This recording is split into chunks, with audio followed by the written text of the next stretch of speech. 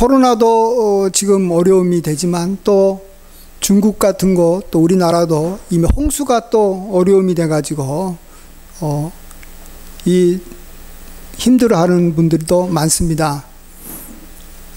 코로나가 또 물러나가게 되면 또 다른 뭐 어려움이 올지도 모릅니다. 뭐 지진일 수도 있고 또 뭐 전쟁이 있을 수도 있겠죠.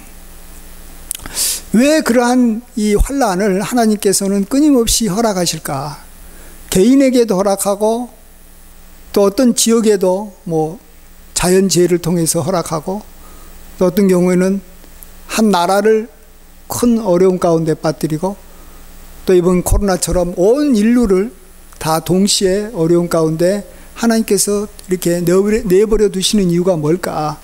우리가 오늘 환난에 대해서 생각해 보고자 합니다. 오늘 이 본문은 야고보서에서는 지금 우리가 고난과 오래 참음에 대한 이야기를 하고 있는데 그럴 때 제일 먼저 앞에 주께서 강림하시기까지 오래 참으라. 보라 농부가 땅에서 나는 귀한 열매를 바라고 길이 참아 이른 비와 늦은 비를 기다린다. 이런 말씀으로 시작을 합니다. 여기서 주의 강림하시기를 오래 참으라 하는 것은 뭐 주님의 이 강림, 재림도 말하지만 우리가 당하는 어려움을 하나님께서 해결해 줄 때까지 하나님의 그러한 역사를 기다리라는 것입니다. 예. 그러면서 농부가 귀한 열매를 바라보고 땅에다가 씨를 뿌린다 이렇게 이야기를 합니다. 왜 이런 이야기를 하시냐면 우리가 지금 현재 당하고 있는 그러한 어려움과 환난은 농부가 땅에 씨를 뿌리는 것과 같다라는 겁니다. 귀한 열매를 바라면서. 자, 근데 씨라는 것은 뭡니까? 그것을 이 밥으로 만들어서 우리가 음식으로 쓸 수 있는 것 중에서 제일로 좋은 것이 사실은 씨가 됩니다. 그래서 씨를 뿌리는 것은 그 자체만 보면 땅에다가 그냥 사실은 버리는 것 같습니다. 음식을 버리는 것과 같습니다. 굉장히 많은 양의 쌀이, 씨앗이 그냥 뿌려지는 것이고 버려지는 것입니다. 근데 겉으로 보기에는 버려지는 것이지만 농부 입장에서는 그게 아니죠. 저 때가 되면 이른 비와 늦은 비를 맞으면서 저 씨앗이 자라서 언젠가는 이 열매를 맺게 되면 그 열매는 내가 뿌렸던 거, 내가 심었던 거, 내가 허비하고 노력했던 것에 몇십 배로 많은 것을 거두기 때문에 그러는 거죠. 그걸 소망하기 때문에 그렇습니다. 우리가 환난을 어떻게 봐야 되냐라고 주님은 말씀하시냐 그러면 농부가 씨를 뿌리는 것과 같은 것이 환난이라는 것입니다. 환난이라는 것이 있어야지만이 나중에 우리에게 귀한 삶의 변화가 일어나고 우리에게 엄청난 축복이 임하는 것이지 환난이 없으면 어떤 열매도 우리에게 다가오지 않는다는 것입니다. 제가 최근에 중국의 역사를 좀 이렇게 이 드라마를 통해서 보니까 처음에 강한 나라, 안정된 나라가 끝까지 가지 못하고 망하는 데에 비해서 처음에 어렵고 힘이 없고 약한 나라가 그것을 잘 견디고 참으면 결국은 중국을 제패하는 걸 봤습니다. 중국을 최초로 제패했던 나라가 진나라인데 진나라가 그 당시에 이 5개인가 7개의 그 이 중국에 있었던 나라 중에서 그렇게 강한 나라가 아니었고 작은 나라였습니다. 작은 나라니까 굉장히 힘들었어요. 힘드니까 그걸 참고 견디니까 또 많은 걸 받아들이고 배우고 하면서 중국을 통일하는 거예요. 그러나 강한 나라는 그냥 별로 그것에 대해서 신경 안 쓰고 자기들끼리 서로 싸우고 뭐 내분 일어나고 뭐 권력 다툼을 하고 이러다가 그냥 힘이 빠지니까 결국은 이마 신흥 강국에 망하는 거예요. 환란을 처음부터 당했으면 큰 나라가 될 수 있었을 텐데 처음부터 뭐 그냥 잘 되니까 나중에는 망해버리는 거예요. 씨를 뿌리는 일을 한 적이 없으니까 거두는 날도 없다라는 것입니다. 그래서 하나님께서 우리에게 환난을 주신다. 그것은 우리로 하여금 씨를 뿌리게 하시는 일을 시작하게 하신 것이다. 이런 관점에서 환난을 바라봐야 되는 줄 믿습니다. 자, 그러면 이 농부가 기대하는 귀한 열매가 뭐냐? 환난을 통해서 우리에게 주어지는 귀한 열매가 뭐냐? 오늘 한 3가지 정도 생각해 보고 싶은데, 첫 번째로는 우리가 악에서 벗어나는 그러한 변화가 온다라는 것입니다. 우리 모든 성도들이 진짜 원하고 바라고 원하는 것은 우리도 악에서 좀 벗어나서 주님을 닮아서 선한 사람으로 바뀌어 나가는 것이에요. 정결한 성품을 갖고 인자한 사람이 되는 거예요. 여러분 다 그걸 원하고 하나님도 그것을 원하는데, 그것이 환난이라는 것의 열매가 될 수 있다라는 것입니다. 자, 우리 죄나 악에 대해서 생각을 할 때 이걸 간단하게 생각하면 안 됩니다. 내가 잘못을 했어요. 그러면 내가 잘못했다. 내가 다시는 잘못한 일을 하지 말아야 되겠다. 결심하고 내가 정말 이렇게 다짐한다고 그게 없어집니까? 절대 그렇지 않습니다. 3살 뻗듯 80까지 가는 것이고, 결국은 옛날에는 이마 80까지 산 사람도 별로 없었기 때문에 죽을 때까지 간다라는 뜻이에요. 예. 조상적부터 물려온 그 나쁜 DNA는 없어지지 않습니다. 왜 그러냐 그러면 이 죄와 연결된 악한 힘이 있기 때문에 그런 거예요. 죄는 그냥 단독으로 우리에게 들어와 있는 게 아니에요. 우리가 마치 어떤 회사, 큰 회사의 사장이라고 말한다면, 그 회사에는 그 회사를 이렇게 부흥케 하고 도움이 되는 좋은 일꾼도 있는가 하면, 이 회사를 해를 끼치고 쉬운 말로 회사를 말아먹는 나쁜 직원도 있어요. 그러면 사장은 나쁜 직원을 이렇게 해고시키고 쫓아내고 싶은 마음이 있을 거 아니에요. 회사를 위해서, 또 자기를 위해서. 그런데 그럴 수도 있지만 그렇지 못하는 경우가 몇 가지가 있습니다. 예를 들어서 자기 회사에 이 자본금을 많이 대주는 어떤 이 주주가 어떤 직원을 추천한 거예요. 저 직원 좋으니까 써봐라고. 그래서 그 직원이 좋은 줄 알고 썼는데 나중에 이 직원이 자꾸 문제를 일으키고 회사를 이렇게 힘들게 하는 거예요. 그런다고 해가지고 저 직원 내가 쫓아내겠다고 쫓아내냐라는 거예요. 그 뒤에 대주주가 있는 거예요. 그 주주가 이게 힘이 있어서 사장이지만 쫓아내기가 힘든 거예요.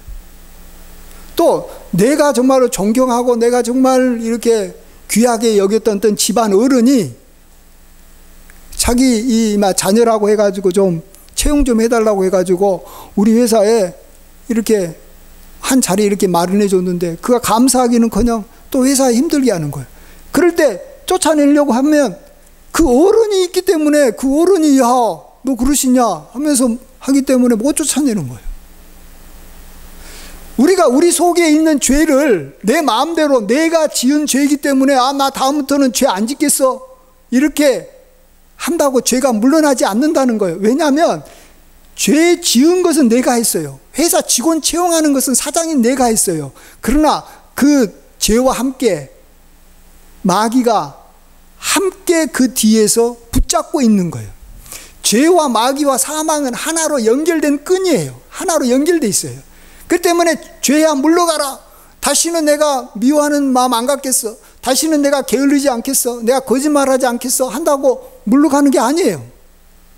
그렇기 때문에 우리가 어떠한 죄를 지었든지 그 죄에 대해서 하나님 앞에 나아가서 나 좀 건져달라고 하나님 앞에 구해야 되는 거예요. 작은 죄를 할지라도 하나님 앞에 용서를 받아야 되는 거예요. 왜 그러냐 그러면 아까도 말씀드렸듯이 이 나쁜 직원을 내가 어떻게 할 수가 없어요. 그 뒤에 힘 있는 사람이 딱 그를 이렇게 배후에서 붙잡고 있기 때문에. 그런데 대주주보다도 더 힘이 센 그 대주주를 움직일 수 있는 더 이 최대 주주가 있어가지고 그 주주가 그래 너가 사장이 참 이렇게 힘들어 한다고 그러면 내가 말해줄게 해가지고 대주주한테 가가지고 야 너가 추천한 사람 회사 내보내게 해 이렇게 말을 해준다면 대주주도 꼼짝 못하는 거예요.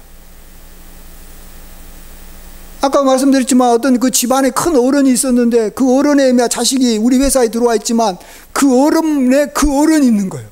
그 어른이 나와가지고 야, 네 자식 때문에 그 회사가 너무 힘든다 그러더라. 네가 알아서 네 자식 이 내보내 이렇게 말하면 나가야 되는 거예요. 나는 아무런 뭐 이렇게 이 뭐예요 어려움 안 당하고 내쫓아내는 거예요. 하나님은 마귀보다 더 강한 줄 믿습니다. 그래서 하나님에게 부탁해야 되는 거예요. 하나님, 나 좀 살려주세요. 내가 지금 죄 짓고 있어서 내가 너무 힘듭니다. 하나님 내 죄를 용서해 주시고 도와주시고 쫓아내 주세요. 악에서 건져 주시옵소서. 이러면 하나님께서 용서해 주시는 거예요. 하나님이 용서해 주시면 그것을 귀신이 귀신같이 알아내고 그냥 그 다음부터는 이게 물러나가는 거예요. 한 길로 왔다가 7길로 물러가는 거예요. 그래야지만 우리에게 샬롬이 오는 거예요. 그래야지 그 회사에 다시 부흥이 오고 평강이 오는 줄 믿습니다. 예. 그래서 하나님의 용서를 받는 것이 그래서 중요한 거예요. 내가 스스로 버리겠다라고 결심하고 다짐해서도 그건 시작이지만 그런다고 죄가 절대 없어지지 않아요. 자, 그런데 두 번째로 하나님께서는 우리에게 용서를 해 주실 때 이 단순하게 어쩌다가 지은 죄에 대해서는 그냥 조건 없이 용서해 줍니다. 그래, 용서해 준다. 그러면서 이렇게 잘 이렇게 그 죄가 다시 못 들어오게 막아줍니다. 근데 어떤 경우에 우리가 상습적으로 죄를 짓는 경우에는 하나님께서 요구하시는 것이 하나 있습니다. 죄 용서하기 전에. 그게 뭐냐 그러면 회개하라라는 말을 앞에다 꼭 붙여줍니다. 회개하라. 그래야만 내가 죄를 용서하겠다라고 말하는 거예요. 아니 왜 회개하라라는 걸 할까? 하나님 좀 무조건 용서해 주면 좋을 텐데 그러면 죄도 물러나고 그 죄를 붙잡고 있는 악한 영도 물러나니까 나는 너무나도 자유롭고 내가 정말로 이 밝고 선하고 아름답게 살아갈 수 있을 텐데 왜 회개를 요구하냐? 그것은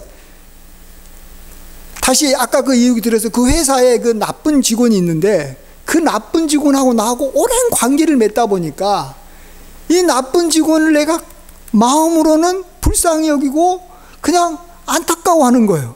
그래서 그걸 갖다가 내쫓지를 못하는 거예요. 붙잡고 싶은 거예요. 예?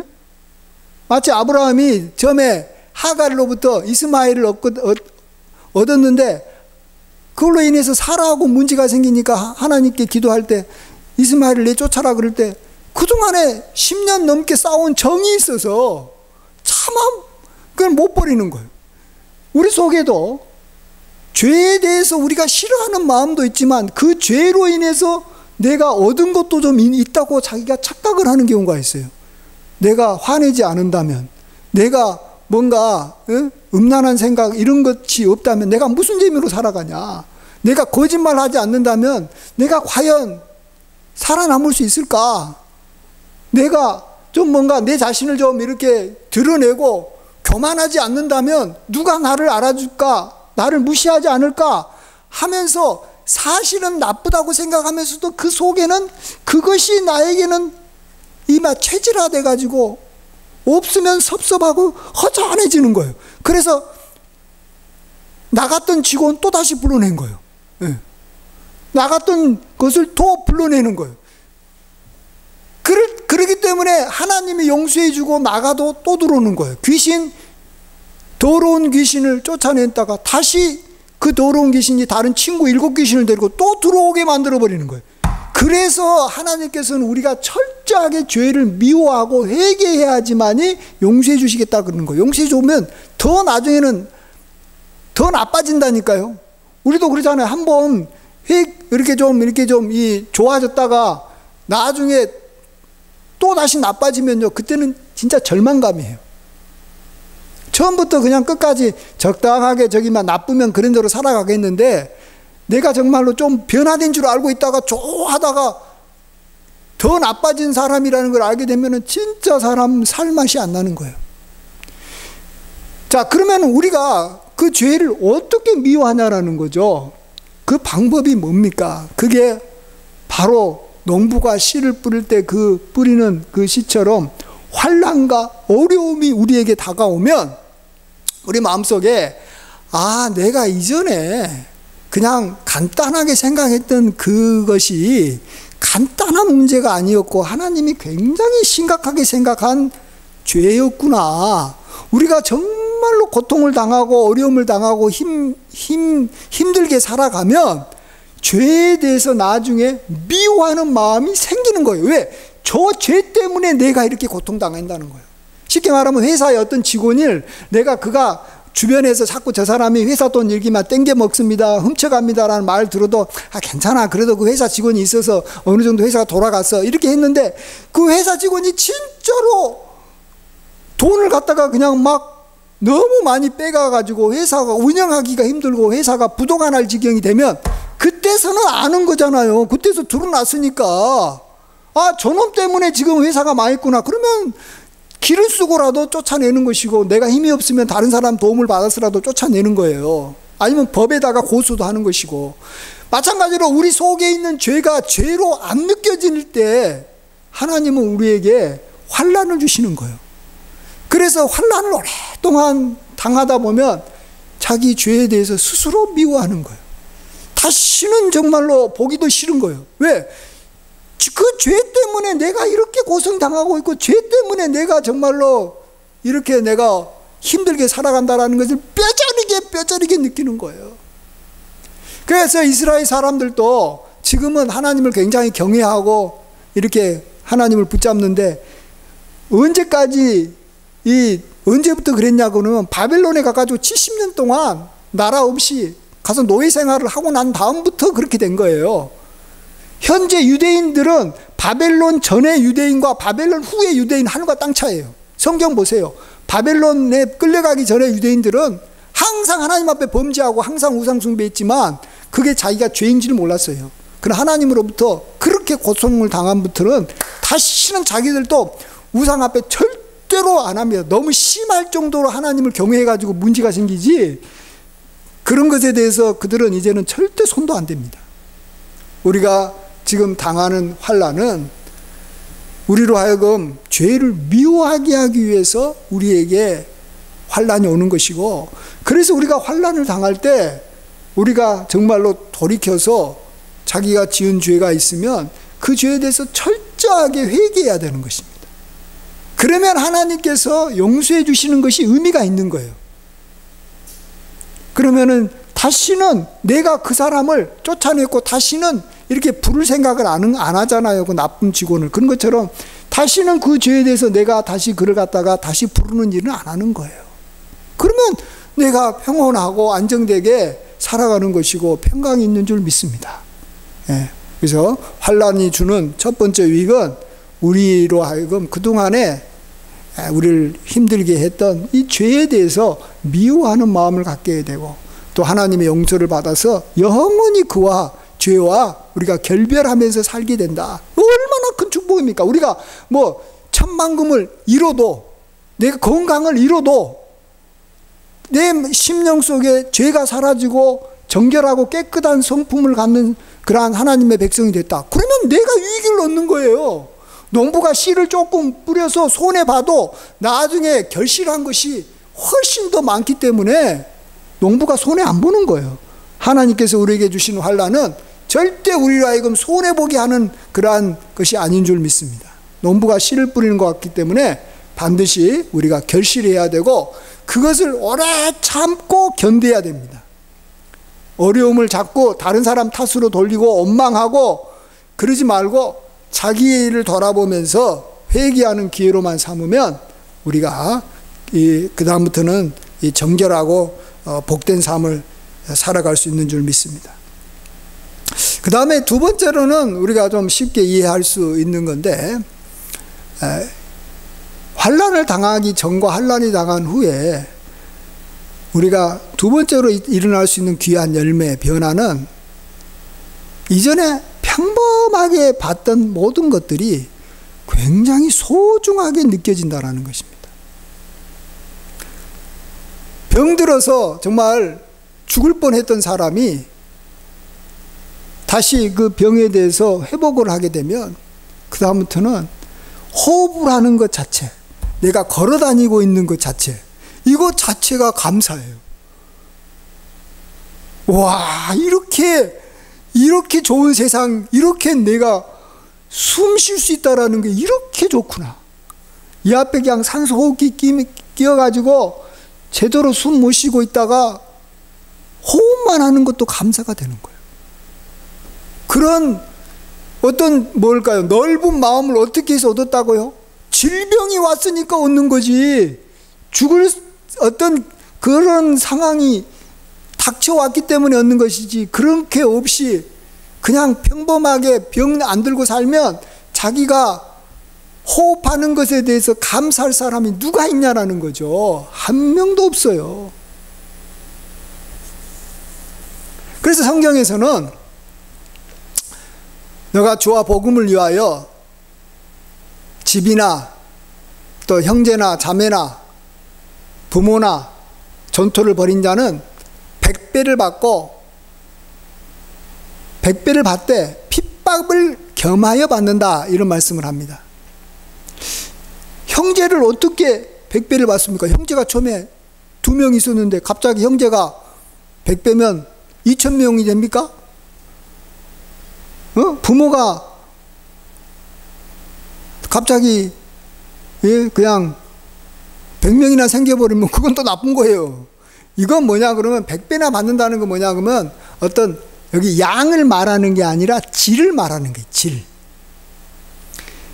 이전에 형제 자매가 그렇게 귀한 줄 모르고 부모가 귀한 줄 몰랐는데 환난을 당하고 나면 그때서야 안다는 거예요.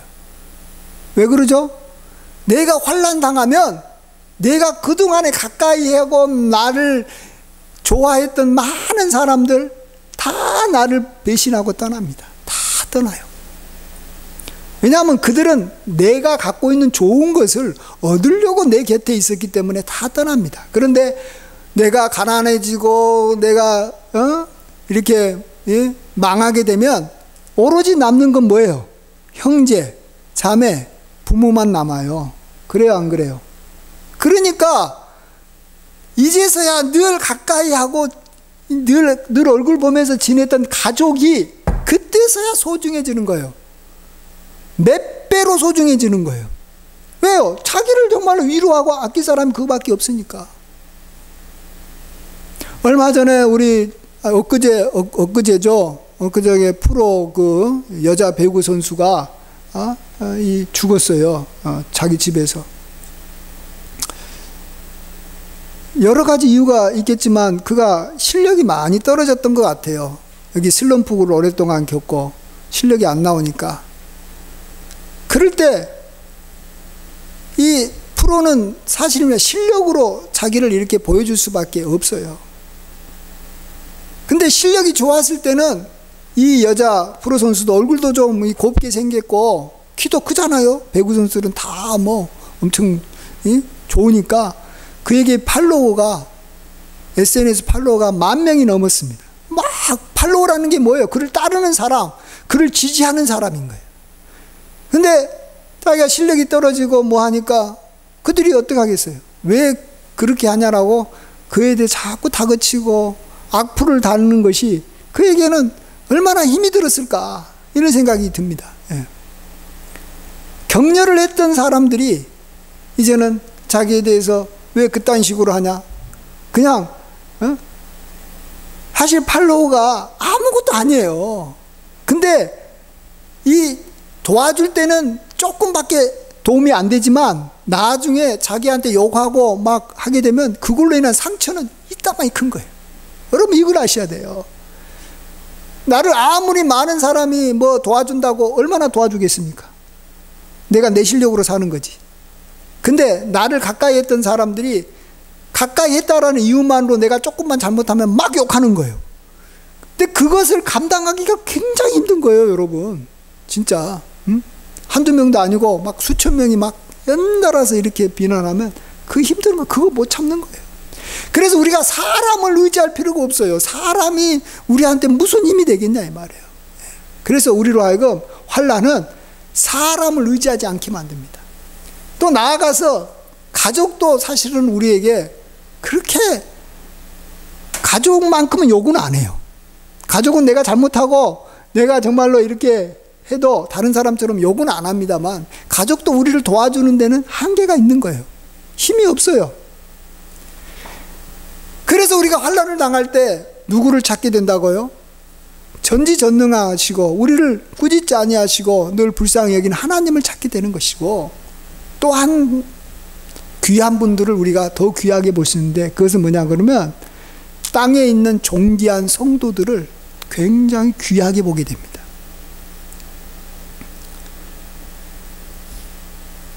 많은 사람이 있어도 하나님의 말씀을 잘 지키고 하나님을 의지하는 사람이 그렇게 귀하게 보이는 거예요. 왜?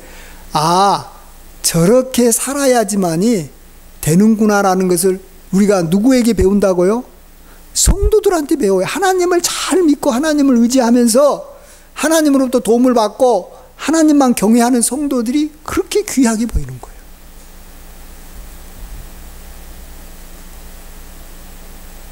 그렇게 되려면 천상 우리에게 하나님께서 때가 되면 우리가 감당할 만한 어떤 시련이 오지 않을 수가 없는 거예요.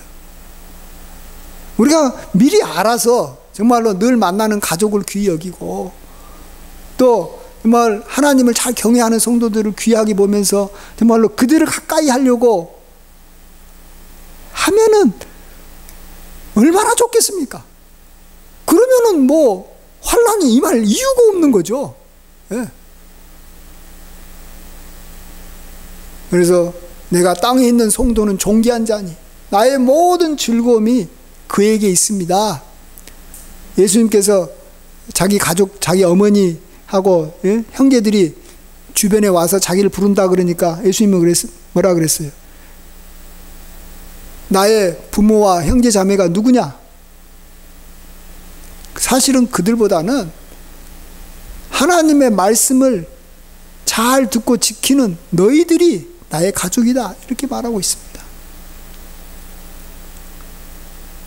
하나님을 잘 믿도록 하나님을 의지하도록 도와주는 사람, 이 사람이 최고인 것을 깨닫게 해주는 것, 이것이 환난이 우리에게 주는 굉장히 중요한 열매인 줄 믿습니다. 예. 그 다음에 마지막으로 세 번째로 환난이라는 것은 씨를 뿌리는 거라 그랬어요. 그러면 때가 되면 열매를 소망해야지 씨를 열심히 뿌리고 참고 기다리는 거예요. 저도 지금 저희 집 이 주차장 뒤쪽에 감나무가 하나 있어요. 요즘에 감이 자꾸 이렇게 제대로 이렇게 익기도 전에 자꾸 떨어져요. 그러면 저희가 밑에 떨어진 감을 자꾸 따는 위에다 올려가지고 이렇게 다시 이렇게 버리는 일을 열심히 합니다. 제가 하는 일은 그거밖에 없어요. 밑에가 막 주차장이 지저분해지니까. 그러면서 저 마음속에 때가 되면 저 감이 좀 열렸을 때 나도 좀 한두 개는 얻어 먹어야 되겠다. 내가 따서 얻어야 되겠다. 내가 수고했으니까. 반드시 열매를 바라보지 않으면 농부가 수고를 안 하는 거예요. 힘들어요. 자기 고생만 밖에 없잖아요. 마치 회사 직원이 월급을 바라보고 일하는 것이지 그냥 월급 없이 일하는 직원이 어디 있어요? 우리가 환난을 바라볼 때 진짜로 열매를 바라보지 않으면 환난 자체를 감당하기가 힘든 거예요. 세 번째는 뭐냐 그러면 간단하게 말하면 하나님의 말씀을 정말로 찾게 되는 겁니다.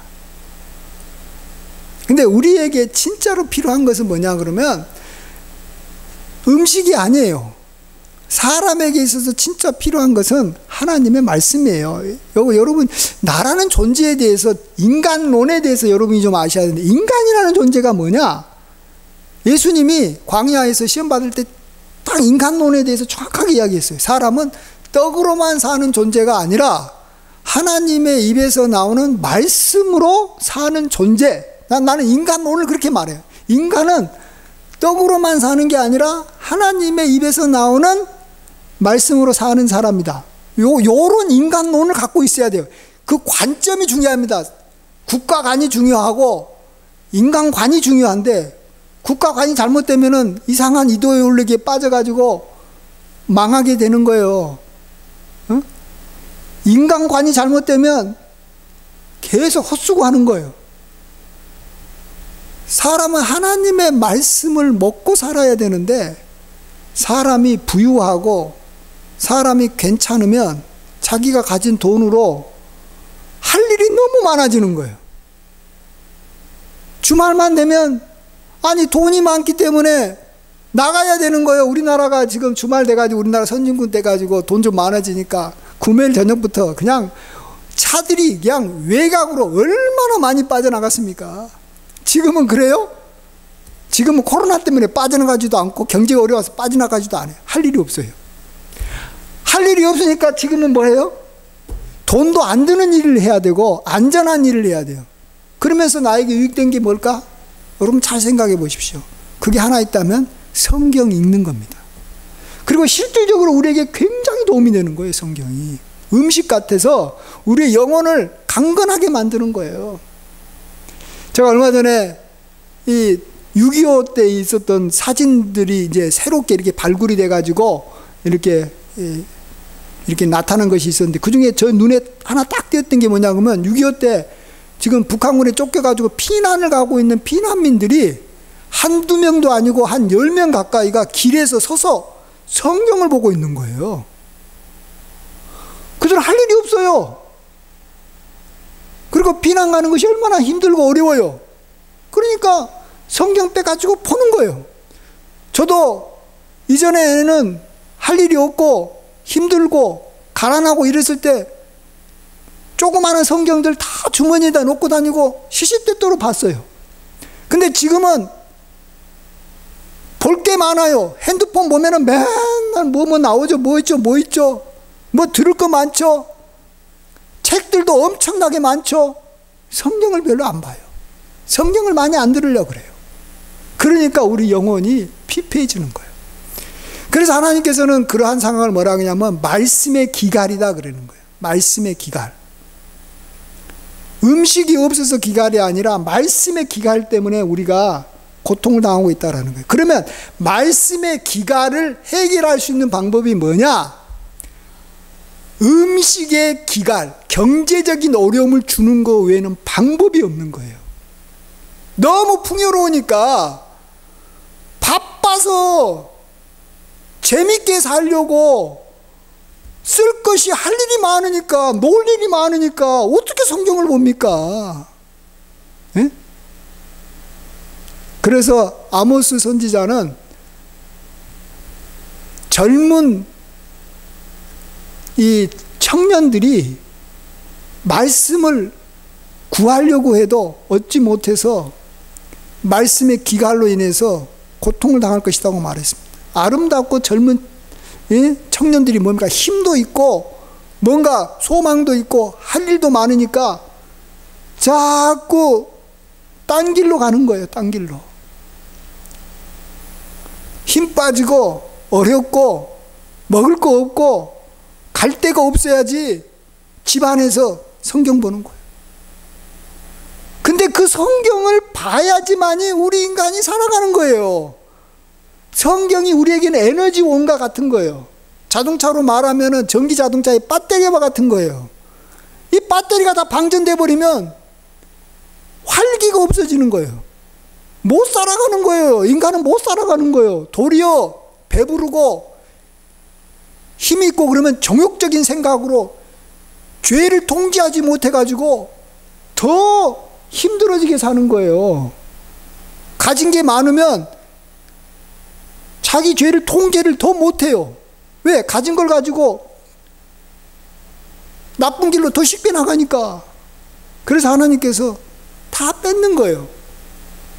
그게 환난인 거예요. 그렇지만 우리가 그걸 잘 참고 견디고 하나님께서 우리에게 기대하시는 대로 우리도 귀한 열매 맺기를 농부의 심정으로 참고 기다리면 하나님은 긍휼이 많으시고 자비하시는 분이시다라는 거예요. 그래서 욥을 말하는 거예요. 욥도 그렇게 고난을 당했지만 하나님께서 결국은 모든 것을 다 갑절로 갚아주신다고 말합니다.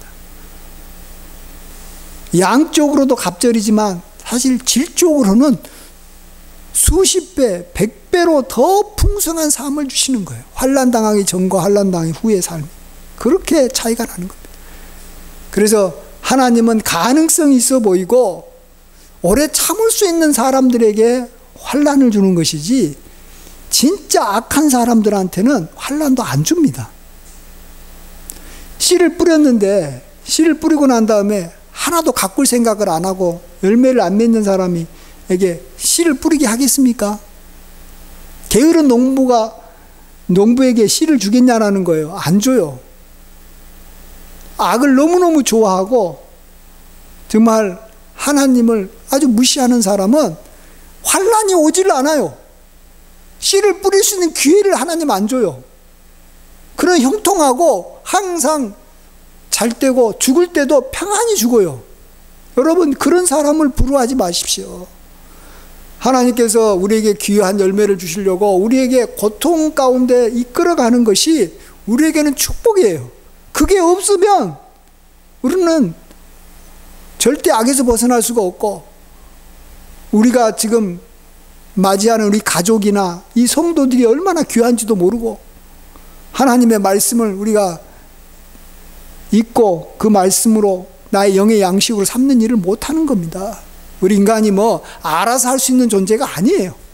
그래서 지금 우리가 당하고 있는 이 코로나 이것이 지나게 되면 나는 우리나라 국민성이 이전보다 좀 더 깨끗해질 것 같고 조금 더 이 가족 중심으로 우리 국민들이 살아갈 것 같고 이 코로나가 이렇게 좀 오랫동안 있다 지나가게 되면 우리 국민들이 성경 말씀에 대해서 다시 회복하려는 마음이 생길 것이다 라는 소망이 있습니다. 우리 국민성이 굉장히 좋아져요. 그리고 교회도 이제 안정이 될 것이고 잘 될 줄 믿습니다. 그래서 우리가 하나님 앞에 이러한 환난을 우리가 오래 참고 견디면 귀한 열매를 맺을 것이니까 잘 참고 견뎌서 이렇게 귀한 열매로 복되게 살아가시는 우리 모두 되기를 간절히 축원드립니다. 아멘. 아버지 하나님, 정말로 선지자들에게 하나님께서 많은 고난을 주셨고 특별히 경건한 자들에게 하나님께서는 더 많은 고난도 많이 주셨습니다. 세상 사람들보다 더 어렵게 하셨던 것은 그들에게 하나님께서 많은 씨를 뿌리게 한 것인 줄 믿습니다. 그렇기 때문에 그들이 정말로 주께서 주신 결말을 볼 때 얼마나 아름답고 복된지 모릅니다. 욥이 참고 인내할 때 하나님께서 하나님의 큰 자비와 긍휼을 맛보았듯이 우리도 정말로 하나님께서 우리를 사랑하셔서 이렇게 우리에게 환난과 어려움을 줄 때 원망하지 말고 잘 참고 견뎌서 우리의 성품에 변화가 있게 하여 주시고 우리가 정말로 소유한 귀한 것들을 귀하게 볼 줄 알게 도와주시고 또 우리로 하여금 이렇게 하나님의 말씀을 꿀처럼 귀하게 여길 줄 아는 그러한 성도가 되게 주께서 축복하여 주시옵소서. 감사하옵고 예수님의 귀하신 이름으로 간절히 기도하옵나이다. 아멘.